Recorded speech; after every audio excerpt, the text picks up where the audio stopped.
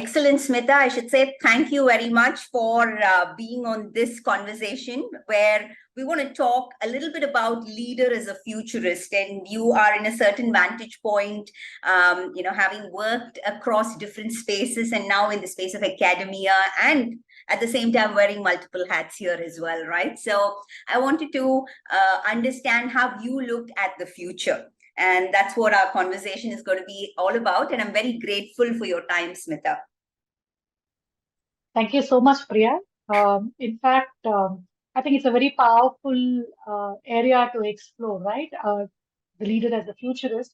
But what really brought me to academia is a very natural progression because I did not want to crystal gaze. I wanted to be very closely associated with the minds and hearts of very young customers, right? Who are uh, invariably the students in my class. And given the cross section of students that I get to teach, I can be very proximal to them. So I think for me to be very relevant to create leaders for the future, I need to be very proximal to the entire generation, which is actually creating and recreating possibilities for themselves. So I think it's been an absolute privilege to do what I'm doing, and it's an absolutely wonderful opportunity to connect with you via this interaction. Wonderful, wonderful. I mean, we've been knowing each other for a while now and doing some good work, but I mean, getting and sometimes our appreciation for the other increases when we have such powerful conversations, right? So I'm looking forward to this, Smitha. And let's just begin and let's see where it takes us. So the first thing that I want to ask is maybe quite typical because you wear multiple hats. And one is that of an academia, which we just spoke about, and then you get into the space of having such a lot of creative pursuits, such as textiles. You talk about it, and I see you writing a lot about that, and then also being involved in it. And then there's also the other side of being a mentor for many startups, and then there is an advertising and a marketing personality just embedded somewhere within all of this. So all of this requires a lot of time, energy, drive. And how do you take care of yourself and where do you get that energy and spark from? That's very generous of you to give me so many adjectives and nouns, if I were to say this. Um, None of them have been by design. I haven't I haven't had any vision boarding strategy to end up focusing my energies on these apparently divergent pursuits. To be very honest, Priya, I think I started off as being somebody who is increasingly curious about asking questions, right?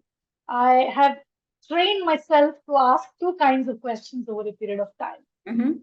Is the why and the how, which is what I think our academic training pushes us to focus on.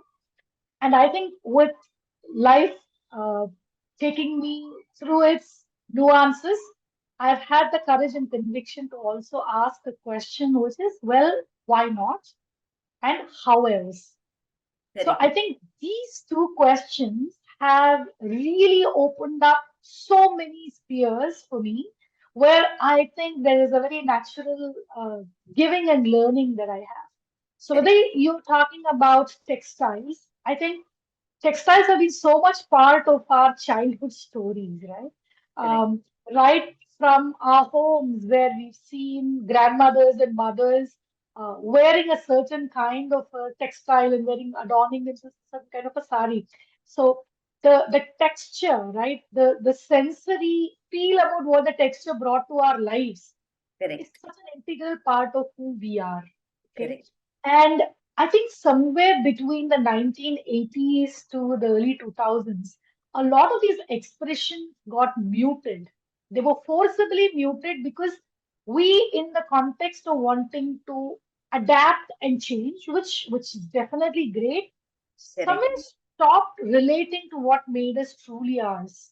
Okay, so I think whether it is textiles or whether it is about helping, I don't know whether I'm a mentor, but I'm definitely somebody who has the courage to get startups start thinking on their own feet. I'm a very grateful sounding board where they know I will hold a space of zero judgment, Mm, and walk with them where their path leads.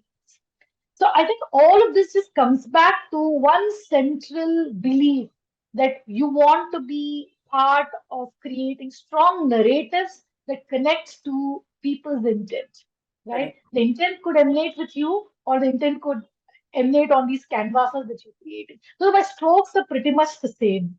It's Correct. just that the canvases look different, but they all converge at some point. What are some trends that you are following and you believe that could, be something that people should be cognizant as they move into the future, Smitha? As somebody who's very interested in the marketing space, I do not follow trends. Wonderful. Okay? Wonderful. Uh, Hear that. I do not follow trends, and and I'll try and explain what that means. Sure. I tend to have an ear to the grassroots level of what are people doing, um, what are the variables which could impact changes in consumption decision. From that perspective, I try to map the trends. Okay? But in terms of my life choices, in terms of the consumption decisions I make, I don't think I follow any trend. So I think there's a difference there. If you want to look at as somebody who's interested in marketing, how should I try and map the trends? There are two perspectives to it. The first perspective is, who are you? Are you a newbie who's trying to create footprints in a particular market, which is the thriving startup ecosystem that we are looking at? The second scenario is where you are an incumbent. You've been in business for many, many years. So I think you figured it all out. I think both of them have very different um, issues that they Correct. need to first solve for internally before they get out there to try and solve the external problem. Correct. If you're a startup, the biggest um, vision blocker that I feel startups encounter is, well, I do not have the money to get into investing into the market, right? So I don't have the money to run those big campaigns. Correct. I think what many startups lack are two things. And in fact, there's a beautiful article in HBR which talks about like a postmortem of why startups fail. Mm, And lack of funding is not among the top five reasons. wow. All right. The top five reasons is one, you have not found a problem powerful enough it deserves to be solved, Yes. or somewhere while you were trying to solve the problem, you lost your plot, Mm, or the founders have lost the drive correct. and the resilience that it takes to solve the problem. Yes. So it just goes back to the same thing. Correct. Once you can commit to these three fundamental realities, Correct. I think money or funding will flow. True. I'm not True. trying to make it look that funding is not at all, it's so simple to access. But once you get some of these bearings right, it's Correct. just a matter of time when you're going to be getting what it takes to access the market. Correct. Now, the second scenario, which is in the case of incumbents, you could say I've been in the business of personal care or detergents for the last 125 years. Nobody knows like the way I know about what it takes to help get great outcomes in the laundry because I've been selling detergents. I think what we need to really understand is the last in the 1980s, Priya, I think you will resonate with what I'm saying. Intergenerational shifts for once in 15 years, Mm, huge changes in consumption pattern. Every 15 years, you would say, is almost like a new generation. correct. Come to 2000s, I think the intergenerational shift is about every 10 years. I have reasons to believe that since 2015, The generational shift is maybe 5 years. Mm. Every 5 years, the generation which becomes a teen or becomes like an early adult portrays an absolutely different set of behavior than what used to happen much earlier. Correct. And I would like to believe that going forward, this sort of a shift will, the elapsed time or the time gap will continue to reduce. Which Correct. means even if you're in business for the last century and you've been trying to service the same set of customer personas, you can't sit up there and say, well, I know how a consumer makes the decision. Correct. The humility to go back and understand the changing narratives at the customer's end, Correct.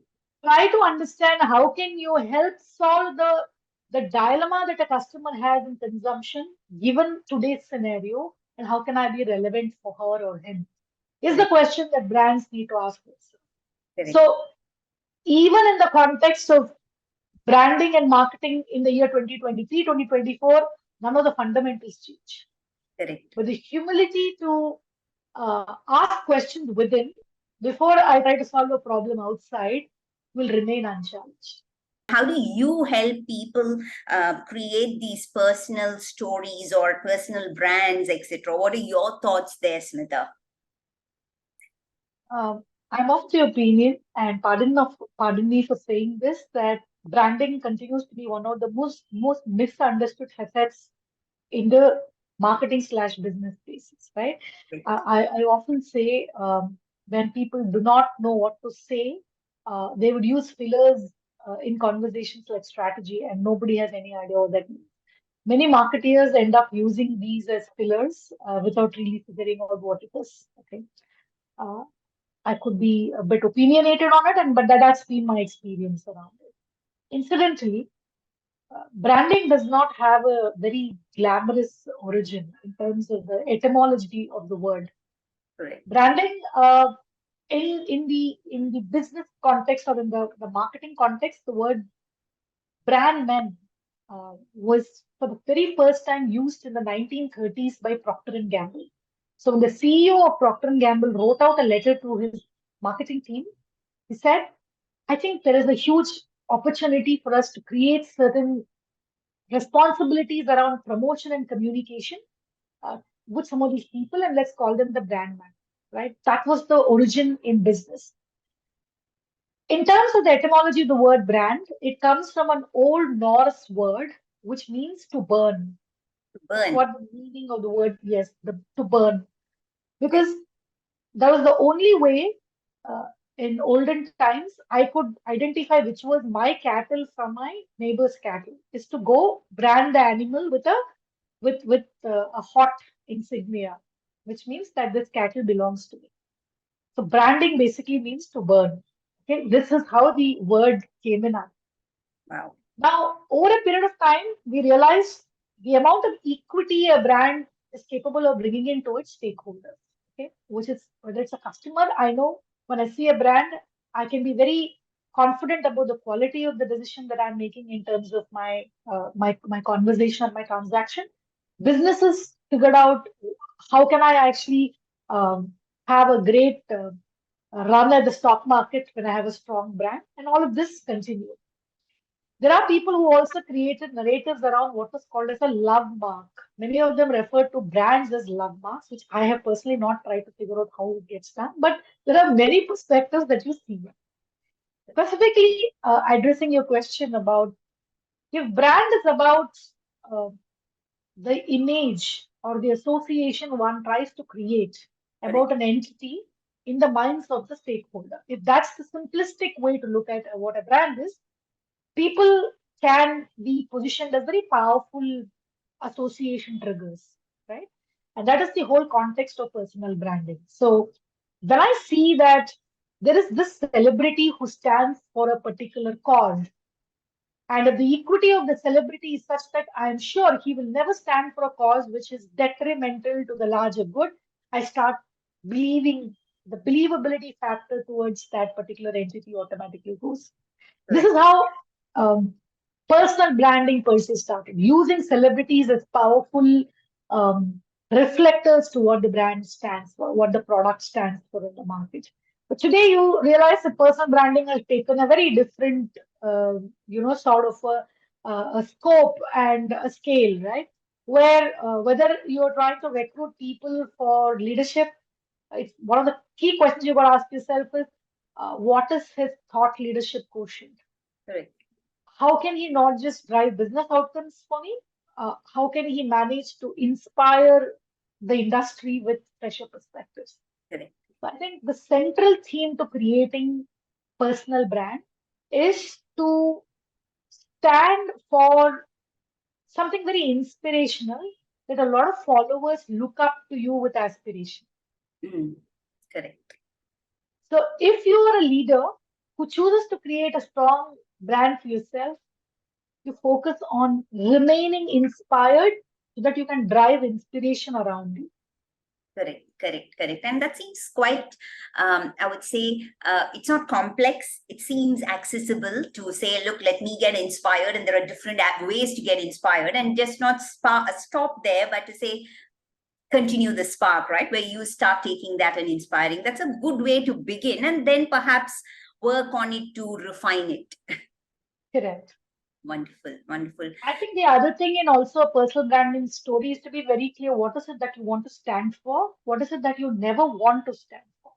Yes, yes, yes. And that's where your values make a very big difference, right, Smitha? To know what you really want and what will you not get into, and what's like the boundary or your walk away stance, right? That's something that you should be aware of.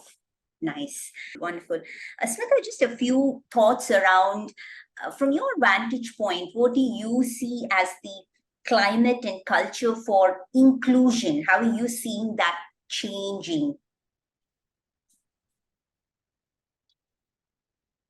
I think this is great possibility, but I also have certain concerns around it when inclusion is looked at as a cosmetic once a month or once a year event. Correct. Right? So my concerns around inclusion as what is being spoken about around us, as we see around different contexts, uh, for the sake of lip service, and I have a problem. Okay? I think inclusion, more than being a structural construct, is more a mindset issue. So you've got to focus on inclusion right from the time you say go in school. You don't bring this as an added thrill or a differentiator so that you end up winning the best places to work sort of a title. I'll give Correct. you a simple sort of an example. Right. One of the nicest places that I was invited, one of wonderful people, fantastic, a premise to go work in. I was invited to sort of engage with their employees and give out a nice lecture.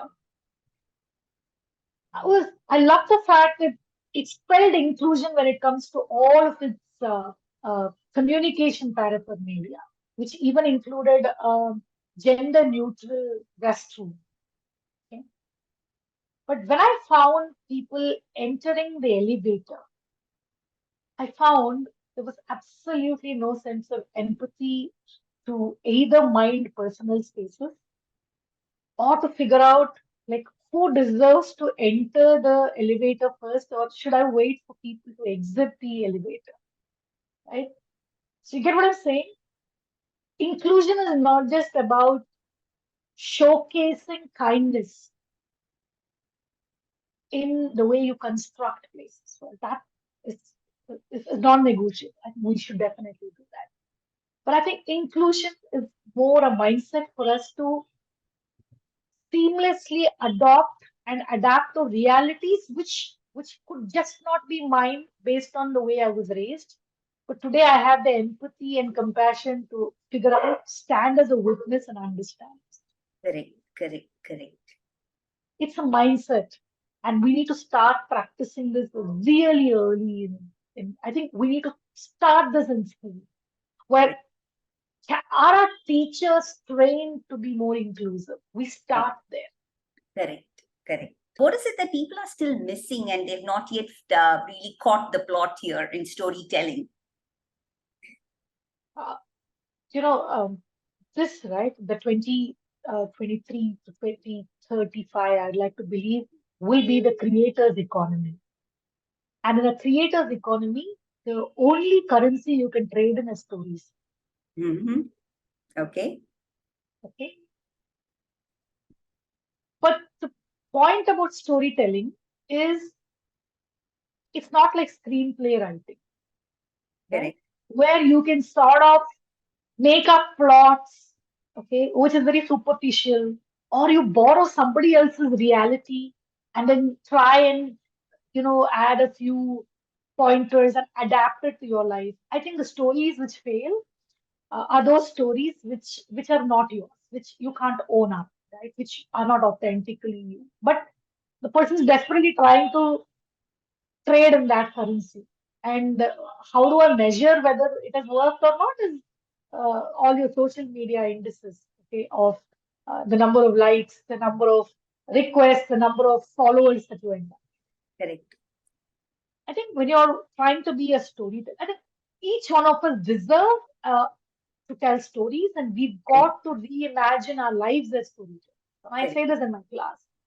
When you're preparing for the C-suite, it doesn't matter whether you're a CFO, a CMO, or a CTO. You will all train yourself to tell powerful stories. A CTO will perhaps talk about the power of technology to enable better quality business outcomes, but he's still going to storyfy it. Correct. Whereas a CFO will do the same thing for his shareholders. The CMO will do that for market-centric customers, right? So it's exactly what we like to look at. Correct. But the only way to get this right is first to reflect, to go back into understanding the intent around telling the stories. Correct. Once the intent is finalized, which is for me to authentically show you a piece of who I am, then the stories which will flow will be very serious. Correct. Now, crafting stories for yourself and narrating these stories are perhaps two different sets of skill sets. We can always help people with the narration, but the crafting of the story is one's own personal journey. Correct. Storytelling to me has these two sides to it. Correct. And I think my role as an advertising / brand communication person has honestly made my narration easier. Because that's what I'm trained to do for market-centric entities. Correct. But the journey, which is within, remains similar for each one of them. Correct, correct, correct. That's right. I mean, to think of it as a creator and a narrator, right? So you'll have to build the synchronicity or the congruence between two, and that's when it truly stands out with how you come across to the others. Correct. Wonderful, wonderful.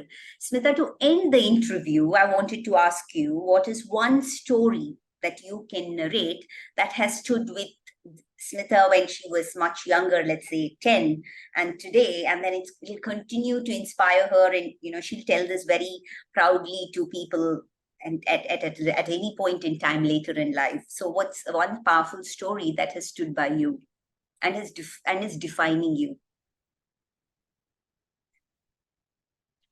It's a story which is something that all of us have grown up with, okay, which is called, this part of, I think, the Aesop's fables, which is the clever crow, right? Which is, there was this crow which is looking for water, and then there was very little water in the pitcher, and how, it put out this stuff. Correct. I think that's the most powerful story for me, and I continue to, sort of develop narratives around this story with my life experience, right? When I was a child, it was the cleverness which was told to us, right? That was the title of the story, which is clever, and being clever was considered cool, okay? But as we grow up and go up ladders, if you want to look at it that way, you'll realize it just goes back to the fundamental thing that we discussed, which is the crow believed in deservability. He or she deserved water. She did not want to play the victim card that I don't have access. I Correct. created a story for myself to access what I really want, whether it is for survival or whatever it is, right? So that's a separate narrative that comes to me. Third, I always think that nothing can replace resilience and perseverance. Okay. There are a lot of people who are very smart. There are lots of people who start off with best of the intent, but somewhere you feel that there's a shortcut, or you can short circuit your way to success. And I Correct. think this is the only place where I'd like a lot of millennials to rethink. Okay, there is no shortcut.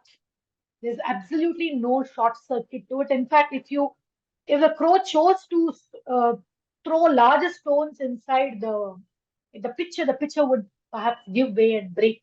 Yes. So there is a time, there is a place for everything. Correct. So what you think you're not able to access today is perhaps readying you for a journey when you will be able to access it when it's of much greater importance to you. Absolutely. Having said that, you also need to be very tactical in figuring out at what point of time should I leave which picture and chase which picture, right? So this is a very simple story, but each time I think about this, I find so many ways to interpret what this stands for. Absolutely. Very well said. And this is, I mean, like we say, this is something that is very personal. It's a universal story, but the interpretation that you are giving and the narratives changes through your experience, right? And that's very well connected to what we discussed earlier as well, right? About how the narration should have its authenticity and connect to what you believe in, right? And thanks, Smitha, for sharing this with us. But the last bit about this is crow is not a very attractive bird. Correct. Tell me how many people in the world would actually say, "Well, I love a crow." Correct. You don't attach any bit of aesthetics to it. Correct. There's still something so intriguing about it. Yes. Why not a parrot in the story? Why not a cuckoo? Why is it a crow? But it's meant to drive stories around deservability. Correct. It starts with your head. Absolutely, absolutely. Very well said. And let me leave you with that reflection, right? To say, look, I mean, it's what we spoke about covered a lot of different aspects, and goes back to saying, look, you and I are here together because we deserve to have our voices heard, and we believe that this voice will help others to benefit, and that's what this conversation was all about. Absolutely. I think we Yeah. should open up that palette of possibilities for people to reflect and try and narrate what they stand for. Absolutely, absolutely. Wonderful. Very well said, Smitha. And I should say thank you very much.